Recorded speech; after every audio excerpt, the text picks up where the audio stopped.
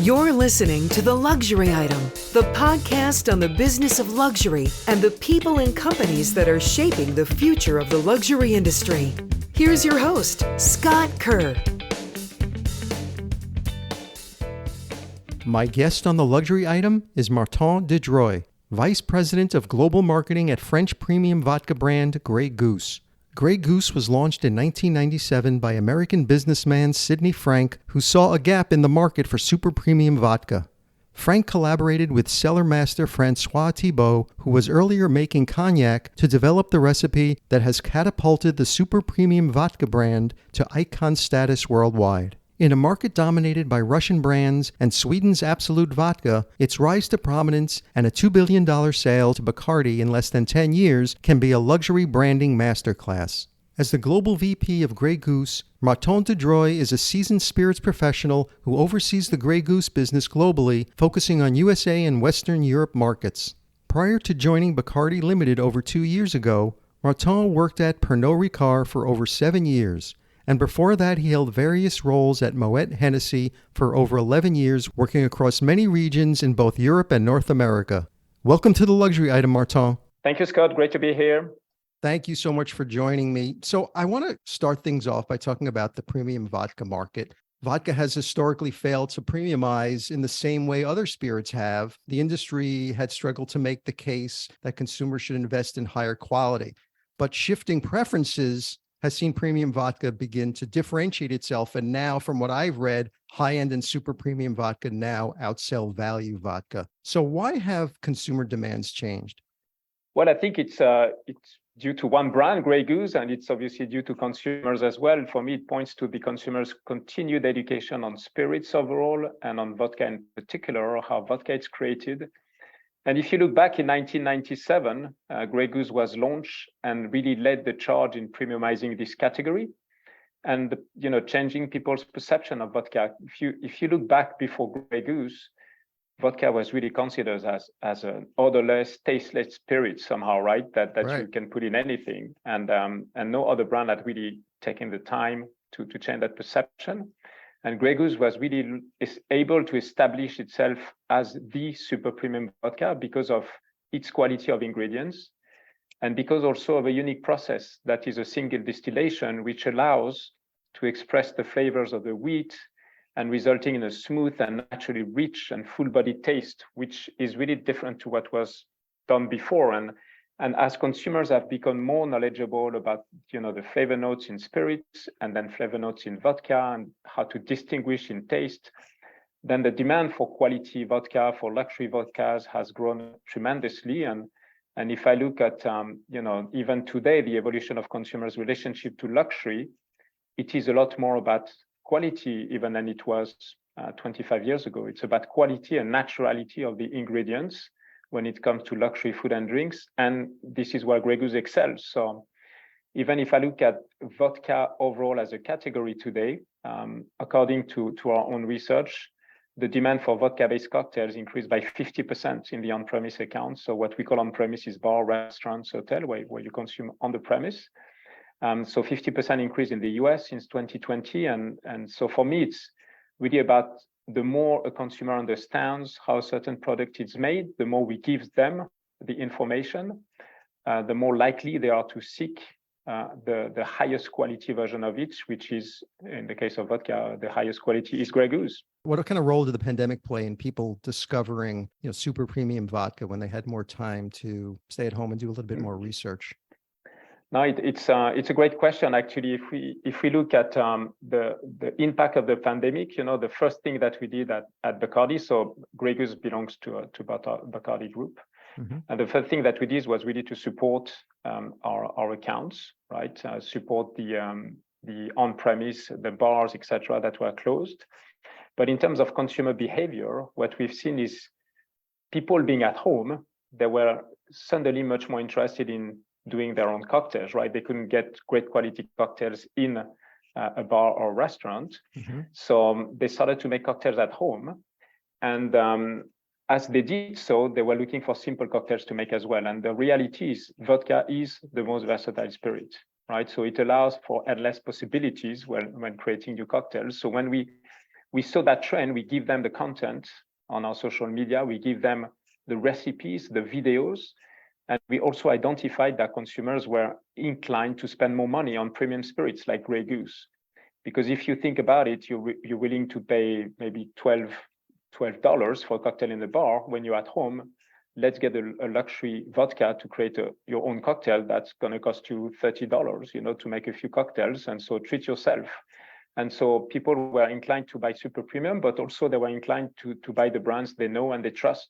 And Grey Goose is definitely one of the brands people know. It's the highest awareness among all vodkas, and the brand that they trust because of its quality. So that's what happened during the pandemic. But what is interesting is when people were allowed to safely go out again, we saw a massive resurgence of luxury cocktails, I would say, because for me, the martinis, so we see a huge martini cocktail resurgence across the US and internationally. And to me, that's kind of the top cocktail in terms of the experience of a great quality drink. And these martinis became really a fixture in bar and restaurants, and people are willing to pay a higher price, are willing to choose the highest quality ingredients in a martini. And we've seen the martini in the fashion world, in celebrity world, and really embraced by a younger consumer in a different way that maybe the perception was pre-pandemic with country club and steakhouses type of connotations, right? And we've also seen during the pandemic and post-pandemic opportunities to grow the vodka category with innovations. And in 2020 with Grey Goose, we launched Grey Goose Essences, which is a very innovative new product, a line of fruit and botanical infused vodkas that includes three vodka flavors. Sorry, one is strawberry and lemongrass, the other one watermelon and basil, and the third one white peach and rosemary. And these are not the same as the classic flavored vodka that we may be familiar with. So we've created them with a new infusion process that really captured the crisp and the natural mix of flavors from the ingredient we carefully choose with our flavor houses. And we really launched Essences to meet this consumer desire that we've seen as well during the pandemic for simple, easy to make cocktails that really boast the natural ingredients, vibrant flavors, great quality. So it is made to be basically mixed with soda water or tonic, right? As simple as that. And then you get a great quality cocktail. So vodka has been the top selling spirit in the US since the 1970s, generating more than $7.3 billion in revenue in 2021. However, vodka's growth has slowed significantly in recent years as other spirits like tequila and whiskey have taken larger chunks of the market share. And reports are even saying that the whiskey category will overtake vodka by volume by the end of this year. What ways can the vodka category innovate and explore new opportunities to keep it from being disrupted and maintain its dominant position? No, great question. There is definitely a trend that other spirits have experienced in the last few years, a surge of interest in other spirits. You mentioned whiskey. Tequila is a category of spirit that has experienced a lot of growth as well. But if you look at the big picture, actually, vodka has actually continued to remain the most popular spirits overall. And overall, one in every three drinks is vodka based. So vodka is ever relevant, a lot of interest, again, in a bar, restaurant, nightclub, but also at home, and we just did actually a Google search recap of the top 10 trending cocktails. Out of those top 10, 5 of them are made with vodka. 5, so half of them are made with vodka, right, including a dirty martini, espresso martini, lemon drop martini are all in the top 10. So that's quite fascinating. And in fact, in the past fiscal year, if you look at Grey Goose, we have actually had tremendous growth, above like really high double digit year over year, a number that we had not seen for many years. So we see the vodka category, yes, has, there are always cycles somehow. Other categories have grown, but vodka is still extremely strong. And I think it is based on consumer demand for the simple cocktails, consumer demands for classic cocktails that are coming back as well. Classic cocktail from the 90s. I mentioned the martini, Cosmopolitan is another one. But also of the innovations. I just mentioned Grey Goose Essences before, but we have managed to find ways to capture the attention of the consumer and really understand what they're looking for and launch innovation that are really grounded in consumer insight. And that's how this vodka category can remain at the top of all spirits. And for the 11th straight year, France has accounted for more than 40% of U.S. vodka imports by value, and Grey Goose being the largest by retail value. And so in general, what makes French vodka different from other vodkas? You're talking to a French person, so I love your question, of course. I had to go right to the source. Yeah, indeed. So France, as you know, has a long history of producing some of the world's finest culinary foods and drinks, and so Grey Goose is actually the first vodka that was really marketed as a large, big vodka coming from France, and the first one to be distilled by what we call a maître de chai, so it's a cellar master. And we have always placed huge emphasis on the provenance of our ingredients. And we've been able from day one to source the best of the best from the country of origin of France in this case. So if we look at the composition of Grey Goose, it's very simple, 2 ingredients. The first one is wheat, the second one is water. And we choose the best soft winter wheat that comes from Picardy. So Picardy is north of Paris, and it is known as the breadbasket of France. So if you think about French pastries, that's where the wheat is going to come from. So we use that type of wheat. And we source our water from a dedicated limestone that is in a small village called Jansac-la-Palud. That's where we have our bottling facility. It is in the region of the city of Cognac. And our cellar master, François Thibault, he has guided the brand since really its creation in 1997. So he's the creator of Grey Goose. He chose the ingredients sourcing. He designed a specific single distillation process that is completely unique to Grey Goose. And this distillation process allows each bottle of Grey Goose to fully express the flavor of the wheat. And so it gives our vodka this smooth and full-bodied taste. And actually, up to this point, François even continues to test every single batch of Grey Goose to ensure an unwavering quality and consistency. So I would say the focus on the quality of the ingredients, the focus on the wheat, on the water, the focus on really the process to make the best and extract the best out of the natural ingredients we use is what really makes Grey Goose different than any other vodka. And I want to talk about your cellar master, François Thibault. He's become sort of a celebrity in his own right. So can you share the story about how he connected with American entrepreneur Sidney Frank and what he had in mind when he created Grey Goose vodka? It's quite a fascinating story, actually. So it started 25 years ago in 1997. And at the time, Sidney Frank, who was a serial entrepreneur in the drink business in the US, identified an opportunity for upgrading vodka, right? Making a better vodka, a luxury vodka. And so at the time, he was importing other spirits, and he was importing a cognac, and the cellar master for this cognac was François Thibault. And so Sidney Frank, approached François Thibault with this idea in his mind. Okay, I want to create the world's first super premium luxury vodka. How do I do that? You're French. The French know-how is recognized around the world. You have a know-how in creating super premium spirits in France. So how do we transfer this to create the top quality vodka? And so François said, yeah, I'm excited to venture into this space, but under one condition. I have full control of the process from start to finish. Mm-hmm.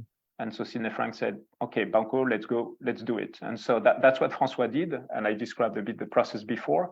So François put his French spirits making skills and creative spirits into this kind of alchemy of creating an unrivaled quality vodka with a taste, which is what really made a difference at the time. And right from the beginning, Sidney Frank positioned Grey Goose as a luxury brand and never even wavered from that message. It really tapped into the zeitgeist of the late 90s prosperity. Its luxury status was elevated even more when the brand had prominent placement in Sex and the City script. Mm-hmm. And the Grey Goose brand name also dropped in lyrics in a plethora of rap songs. How has the brand evolved with the changing consumer notion of luxury? Well, I would say that one piece that has not evolved is like the fact that Grey Goose is synonymous with exceptional quality and smooth natural ingredients, natural taste. So that hasn't changed. That said, it has not always been the primary focus of our communications or marketing assets, marketing output. And as the definition of luxury has kind of evolved in the last 25 years, with a growing consumer knowledge, we've come from, I would say, communication that was maybe more in the time of luxury of showing off the brand you buy or the brand you consume, to more think about, why do I choose this brand? I choose because of the best quality product. And particularly in the case of the brand you eat or you drink, you want to make sure you're buying the best natural ingredients. And so since the 1990s, when we launched, I think we've shifted a bit of our messaging to be more transparent about our product, more transparent about our processes. So consumers know exactly why Grey Goose is the best and why it is worth paying more for. But you mentioned, interestingly, the hip hop songs and Sex and the City TV show, etc. And the reality is that Grey Goose has always been a brand on the pulse of culture, right? And popular culture has shifted, but Grey Goose has been part of it. So in the 19s, we could be in those TV shows, we could buy a full page ads in the Wall Street Journal. Last year, we launched a 360 omni-channel campaign that we call Viva Le Martini cocktail, which coincide with the current martini resurgence. And using this popular cocktail, which, as I mentioned, 3 of the martinis are in the top 10 trending cocktails. So using this popular cocktail in our communications is another way for us to tell the quality of Grey Goose without necessarily talking about the ingredients, if you know what I mean, right? Because a martini glass by itself, you see a martini glass, okay, you think chic and quality and sophistication, right? If you know about your martini cocktail, it's made of only 2 ingredients that cannot hide. So you better choose the top quality vodka and the top quality vermouth in this case. And also, we've continued our cultural partnerships. So we consistently form partnership with cultural institutions. So in the last 16 years now, we've been the official cocktail of the US Open in New York. So Tennis Open, the Honey Deuce is the name of the cocktail. And more recently, we started a partnership with the Grammy Awards. So as a brand, Grey Goose has always had a keen eye for finding those moments of impact that are relevant to our luxury consumer audience, even if, as you mentioned, the definition of luxury has continued to evolve. A few years ago, pre-pandemic, Grey Goose launched its first major campaign in a decade under the global brand platform Live Victoriously. The messaging seemed to endorse a consumer shift toward more genuine and relatable luxury as opposed to luxury to impress others. What was your research showing you about young consumers that informed Grey Goose to take this kind of seize the day messaging approach? If we look at Live Victoriously, when we launched it, it was truly a response to Grey Goose being seen as the quintessential special occasion brand, right? So you have an anniversary, you have a birthday, you have like a promotion in your work, you're going to pop Grey Goose, right? In these big moments. But our goal with Live Victoriously was to remind consumers that actually they deserve to treat themselves more often, and to treat themselves, they should choose the best, and specifically the best vodka, the best of all, for those life celebratory moments that might not be only the traditional milestone, right? So why not celebrate you had a great day, and you have friends come over and you haven't seen them in a while, and that's those moments, the smaller moments that are important in your life. However, we have kind of evolved this brand platform since, because we've gained a deeper understanding about what treating oneself really means to the luxury consumers of today. And our current platform is an evolution of Live Victoriously. We call it Vive la Vodka. And Vive la Vodka is really about embracing this French joie de vivre whenever you can. And for us, what we learn from consumers is looking at the world of today. I think a lot of us live in a culture where performance, efficiency, are kind of dominant. And so it prompted us to ask ourselves, how much do we really have the time and the opportunity to fully enjoy life? And we are a French brand, and the French have this image that they know how to enjoy life, and we call this joie de vivre, and it's used in other languages as well. Yes. And so this joie de vivre, what does it mean? It means for us taking the time to fully enjoy life, taking the time to be truly surrounded by the people you love and you enjoy being with. You enjoy life also by being surrounded by somehow the natural world, have a feeling of the presence of nature. And these moments, they're rare, but we should get more of them. We all seek more of them, I think. And with Grey Goose, we think we have a role as a vehicle to give you more access to more of these moments where you can really fully enjoy this French joie de vivre. Plus, I think it was hard to live victoriously during lockdown. No, it was definitely not easy. So it's not easy to do that. So it was a natural progression anyway. And around that time, you also partnered with branding agency Ragged Edge to do an entire rebranding of Grey Goose, new logo, identity, packaging, etc. What was part of the larger brand refresh to reimagine Grey Goose for a new generation? So part of the victoriously, indeed, we have created a new identity that came mostly through packaging. I would say the bottle hasn't changed, but came mostly from the packaging. But as we evolved victoriously, we also evolved this brand world towards a brand world that is much more grounded in the bottle itself. And if you look at the bottle of Grey Goose and reflect on it, you realize how much it is about purity, how much it's about nature. You see through this window that invites you into a kind of a smooth and pure and clean and fresh world. You have the mountain and you have the sky and you have the geese flying. The blue is a dominant color, of course. So we've been inspired a lot more by this world of the bottle to update again our brand visual identity that we start to implement. So some of the latest activation with it has been Art Basel, actually, no less than 10 days ago, where we created a pop-up bar that we call the Bar Bleu. Right. And the visual identity of the brand, a lot fresher, a lot more natural, was really highlighted with blue mountain ranges, flying geese, and the floor was made of looking like the sky with the clouds. Some nods to our soft winter wheat as well, and of course the iconic Martini cocktail was really present in this execution. So it is more appealing to a younger audience. It is really reaffirming how Grey Goose is grounded in its natural ingredients without necessarily saying natural ingredients, but inviting people into a world that is a lot more natural and inspiring, I think. And studies have found that younger generations are drinking more sensibly than their older counterparts and prefer higher quality alcohol, challenging the industry to be more creative about how and what they market and sell. So how is Grey Goose marketing differently to young, more conscientious drinkers? The difference would be somehow two ways. And what type of content do we provide to them? And where do we provide it to them? And so I think it goes back to I think it was in the first question when we talked a bit about education of consumers, and it is even stronger for the younger consumer. They are a lot more educated about what they drink, about what they eat, what they're putting into their bodies. And so they want to make sure they buy the best product with the most natural ingredients. So I mentioned essences, for example. So essences speaks to that need for, natural ingredients, fresh, vibrant flavors, being mindful also of what you drink, essences having a lower ABV as well.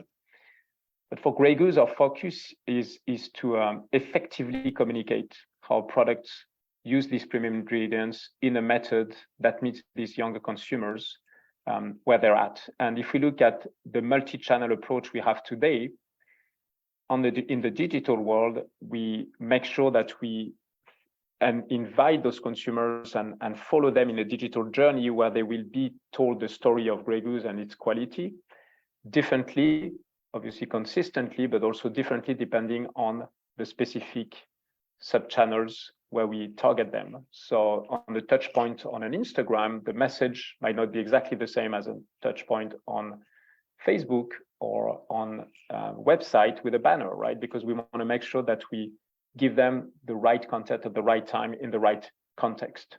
So we have custom content that is really specific to each channel and meeting the expectation from these younger, more conscious consumers.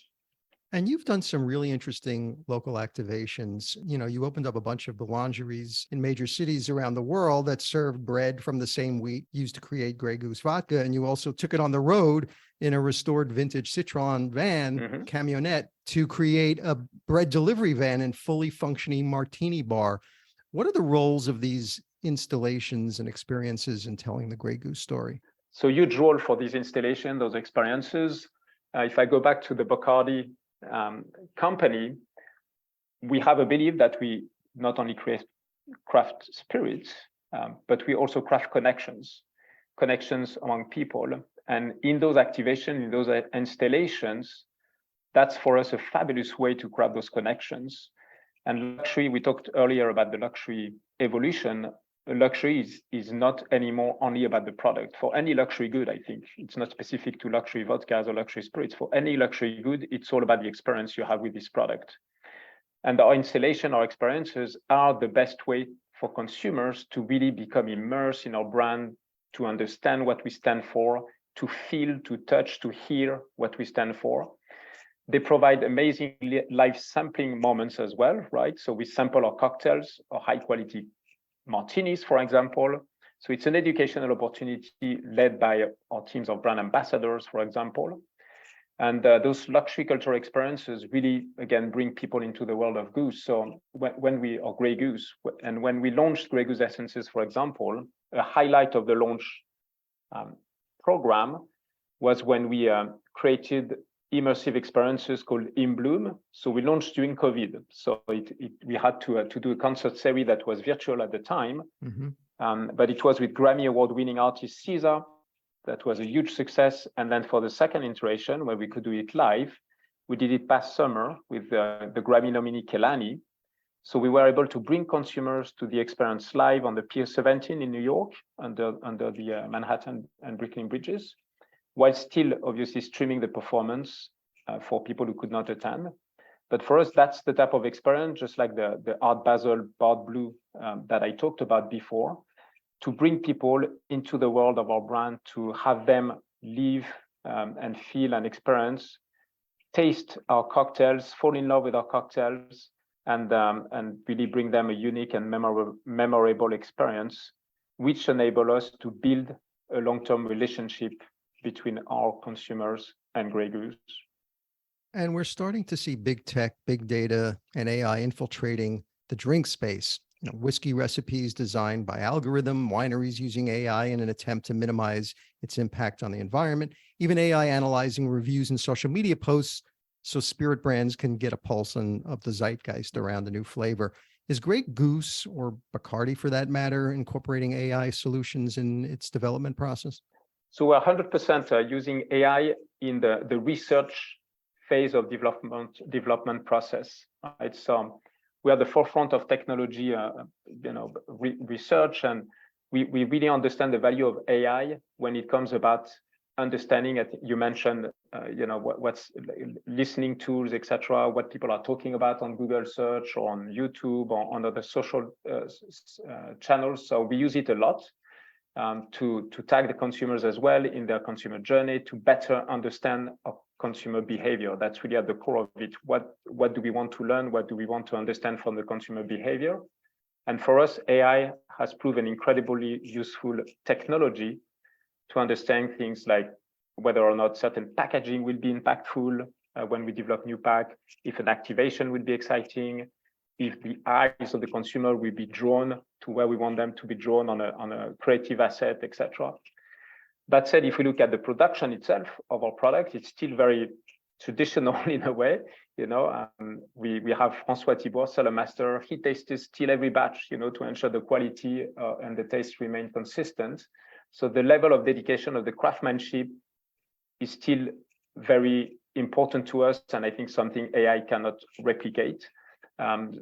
So at this stage, on the product standpoint, we do not compromise on the quality of a product. We are really very much focused on the people behind it, But on the research, definitely AI for us is extremely important.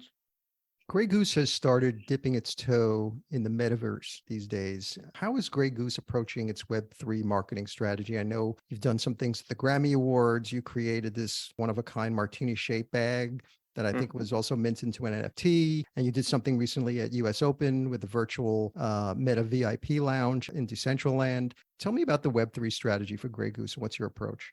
So Web3 is definitely an area that we are looking at very closely. We know that our consumers are on Web3 today, and maybe not at huge numbers, but they will be in the near future. That's no question in our mind.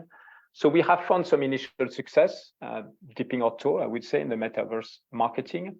You mentioned the Grammys indeed. So we did a partnership with the fashion designer Peter Dundas, and he created a bespoke martini bag that was worn by Paris Hilton on the red carpet at the Grammys this year. But we also created the limited edition NFT version of this bag to be available for more people to purchase. So that was kind of our first attempt, I would say, in the metaverse marketing. And then you mentioned the US Open. Definitely, that was kind of a step up for us versus the first attempt. So when we look at our long-standing US partnership, the US Open partnership, we saw an opportunity to create what we call the Grey Goose US Open Meta VIP Lounge. So virtual recreation of our famed box suite in the US Open. So we have a suite that is that is a destination that a lot of people would like to attend. So we went on Decentraland. We took the element of this suite. We created an immersive tennis-inspired landscape that pays tribute to this partnership between Grey Goose and the US Open in a really vibrant experience in the metaverse. And for the duration of the US Open, the tournament, 2 weeks, all visitors could enter, participate in interactive games, challenges to win a variety of prizes, limited edition virtual wearables, and they could even win physical items like merchandising or even tickets to attend the next year's US Open in the Grey Goose suite. And we actually really exceeded all our expectation with this activation. 30,000 wearables were downloaded. So 30,000, that's quite huge. So it means that today there are 30,000 Grey Goose hats or backpacks that people wear, or their avatars wear in Decentraland. So it's quite exciting. So we've seen that our target audience is very interested in the metaverse. But in the end of the day, our priority is really to create programming that meets our consumer where they are. They are in the metaverse, but we want to ensure that any sort of our virtual experience has a very strong connection to how consumer will engage with our brand in the real world, with our brand and with our products. So for us, the US Open provided a great opportunity since it's already like in the theme of gaming. So it made sense to be in the metaverse. It made sense for us to create a metaverse experience. So definitely we plan to continue to engage in the metaverse more in the future, with always this filter that has to be done in a way that is authentic to our brand and to our ethos. Well, speaking of the future, economic uncertainty and rising inflation are affecting several industries and driving brands to moderate their marketing expenses going into 2023. How's it looking for Grey Goose? So Grey Goose, as I mentioned before, we've had a fabulous last couple of years, strong growth. So we feel pretty good about 2023.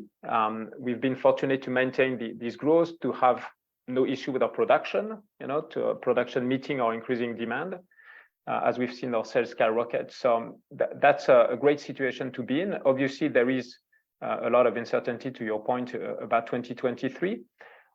I'm not going to disclose, obviously, any marketing spend, but if we have a look at what's happening in 2023, super exciting. We have a lot of exciting launches. I'm not going to talk specifically, but we have some innovations coming up. We have exciting campaigns coming up.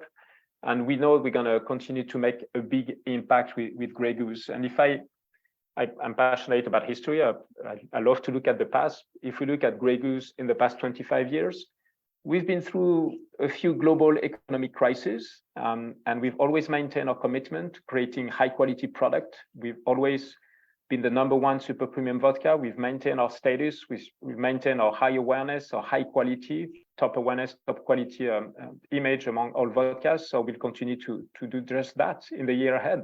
Martin, my final question is the luxury item question, which I ask all my guests. If you were stranded on a deserted island and you can only have one luxury item with you, what would that one luxury item be? It can't be any form of air or water transportation to get you off that island, or anything that requires mobile service so you can call someone to get you off that island. So it's just you, some palm trees, lots of sand, lots of water. What would that one luxury item you would like to have with you? Well, just thinking about it makes me hungry. But I'm going to talk about food. Being French, you shouldn't be surprised. I'm going to tell you about luxury food. What you might be surprised about, it's not a French luxury food item in this case, but I'm a huge, huge fan of the most prestigious jamón de bellota, the pata negra ham from Spain.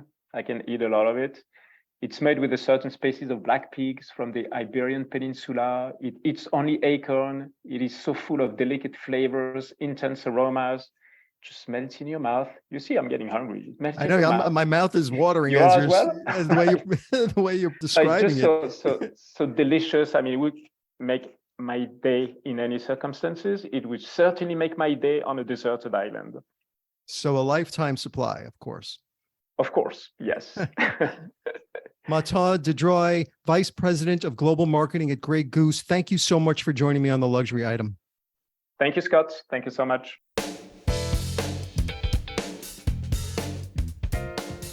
That's it for this episode of the Luxury Item Podcast. Thank you so much for listening. If you found this useful and entertaining, I would be really grateful if you can share it with a friend or colleague. I would love it if you subscribe so you never miss an episode. And while you're there, be sure to rate and review us on Apple Podcasts. It really helps other listeners find us. The Luxury Item Podcast is a production of Silvertone Consulting. I'm your host, Scott Kerr. Until next time.